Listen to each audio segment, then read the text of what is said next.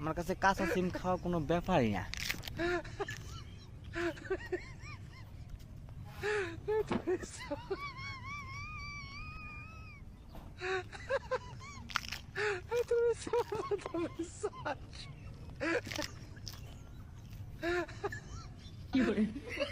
এই স্বাদ এত স্বাদ কে কোনো ব্যাপারই না, সেই স্বাদ।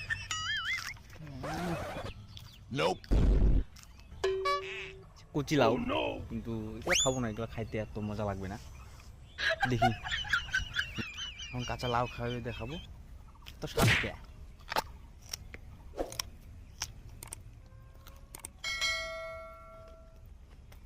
ব্যাপারই না।